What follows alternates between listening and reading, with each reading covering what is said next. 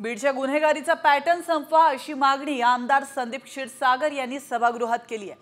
आमदाराला एक मग गुन्हेगाराला दोन अंगरक्षक कसे असा सवाल देखील क्षीरसागर यांनी उपस्थित केला। अधिवेशन संपण्याआधी वाल्मिक कराडला अटक व्हायला हवी, नाहीतर बीडमध्ये मोठा मोर्चा काढला जाईल असा इशारा देखील संदीप क्षीरसागर यांनी दिला।